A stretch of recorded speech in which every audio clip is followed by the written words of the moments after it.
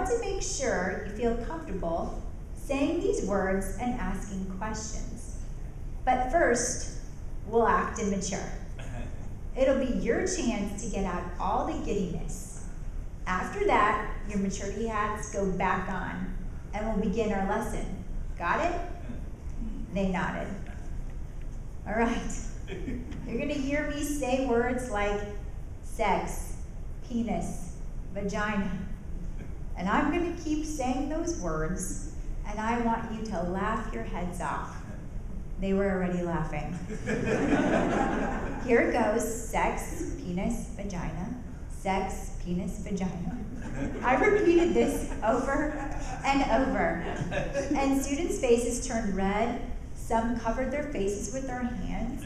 Others were elbowing others. Now it's your turn to say them. No one said anything. They gave each other sideways glances and giggled, but they were waiting to see who would go first. Go ahead, I prodded. Several kids mumbled, sex, penis, vagina, vagina, while others blurted them out. After 5 minutes, they were all uninhibited, and the volume of the room had turned up a notch. Okay, I said, we're done. No more immaturity. Now I'm going to teach this lesson, and I don't want any more giggling. So please put your maturity hats back on. And the lesson began. No one laughed, no one snickered. When I was done, I opened the discussion for questions. Some of the questions I received were, do my grandparents do this? Does pubic hair hurt when it grows in? Should we be scared of this change? And does this happen overnight or what? One student approached my desk after the lesson, lowering his voice. Miss Craig, I know about this stuff. Can I talk to you about it outside? Okay, yeah, sure. I gave the class an assignment and wheeled out into the hallway with the boy. Look, don't tell anyone, he said. But my parents don't know this, but I watch James Bond movies and I saw them doing this stuff. Am I in trouble? No. It's good to ask questions, I reassured him. He placed his hands on his abdomen and said, I feel sick.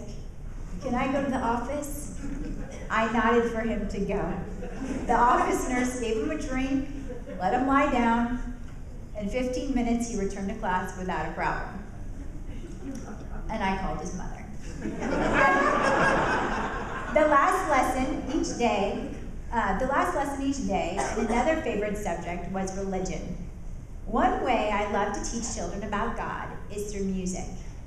With the song lyrics to How Great Is Our God projected on the whiteboard, a student put a CD in my player, and together we sang. While the students belted out the words with animation and without reserve, they stood next to one another, their arms locked around each other and swayed.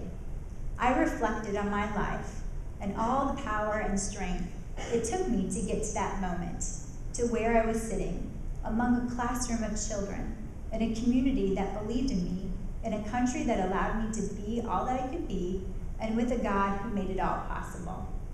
I joined them in singing, feeling the words and agreeing with their meaning. I was exactly where I was supposed to be. Our God is great.